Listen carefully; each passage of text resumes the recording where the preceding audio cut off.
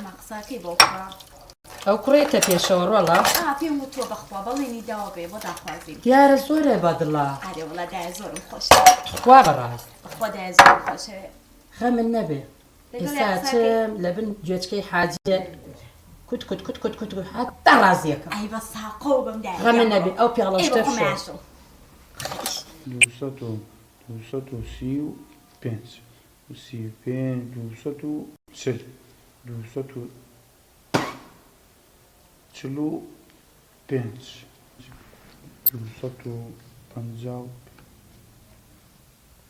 حاجي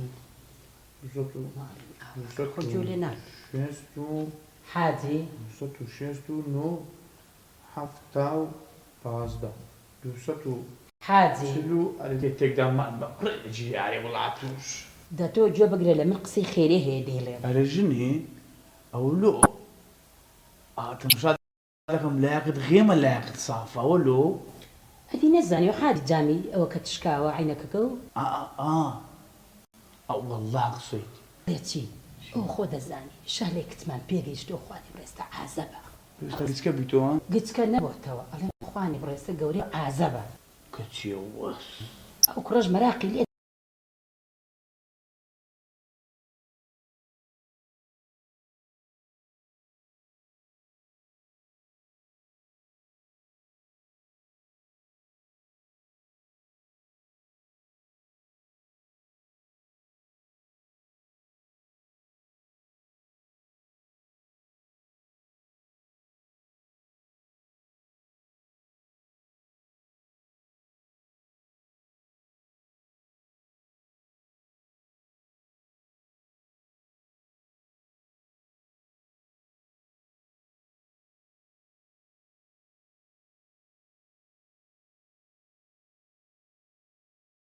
نجوز ما بوغري ونجن دورة ما بوغري كم كان عقد يجنيتو هيج أي بيني على العين أتتوجه زاني وش دوك أتقصي لقلام لا بينج لا قبش بينج لا عفتان إيه باشا دي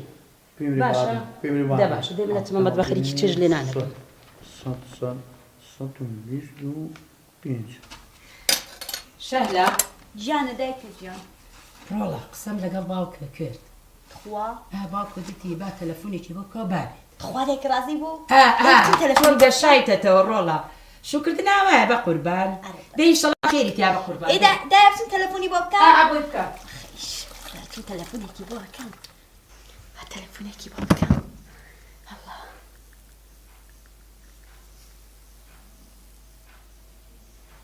الو سيكا جيان شوني باشي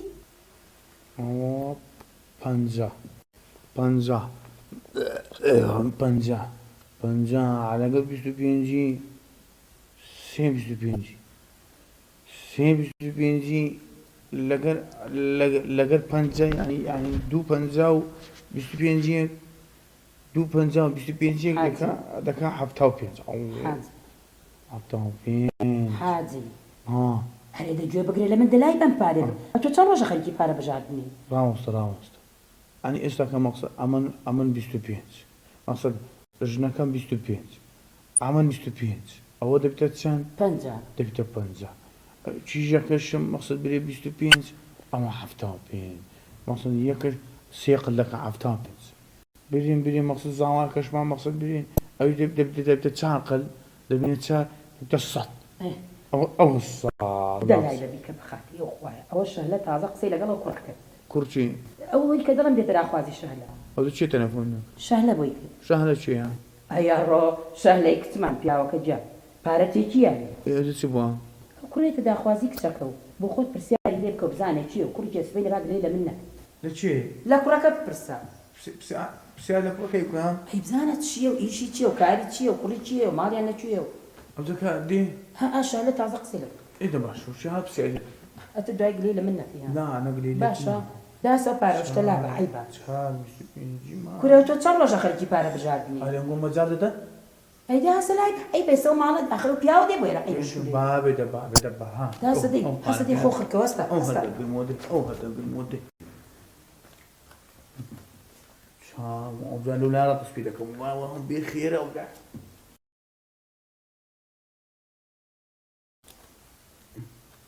هو 5 10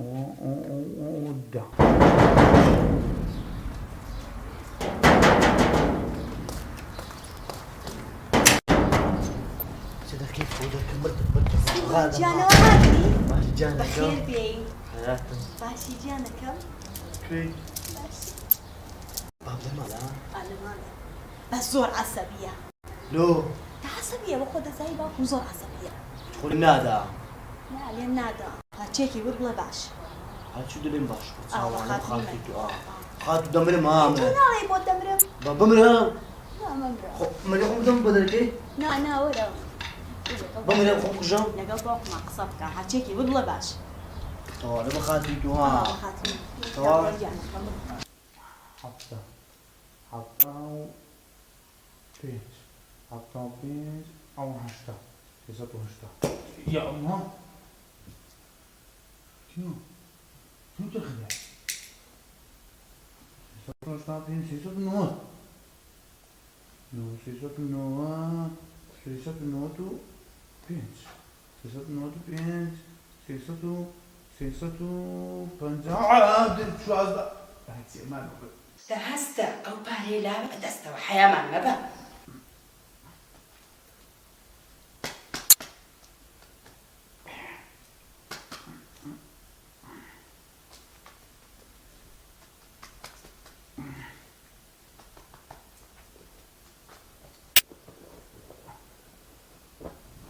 بخير بابك يبارك والسلام عليكم ما باشي والله ماما هو خرجي شين درنا والله خلت شولي لماما هاو ليه ناو تشوف نام سيلوانا ما كان شين درس استما ما نسى الشيء زمت لي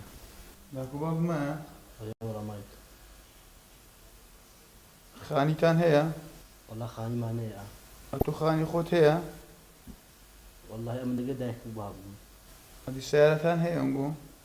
والله سعر ما نيا بس باب هذه بخود والله سعر كم هي من دارة مايك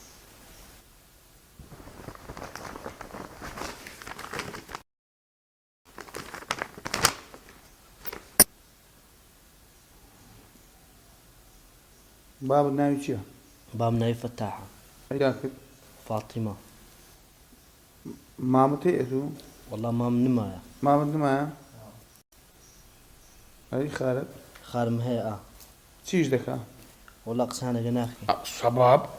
والله سبب نية تو قسانا جناخي بما لقى يعني بحسي خارم جنخه براتي يا والله بخوم را ستاري شاش هذه خشك والله خشكم نية نيتا كو درت شهلة يقرت كو شهلة الناس والله اوي ماما شالة يعني كتش باشا و زوانا آوية تقوتت دا صبرو دردي لو ماما لاندني أوا كيشني جواب مالو دو ناردي أو جوارو استعمل بس تعقيبات التخين استعمل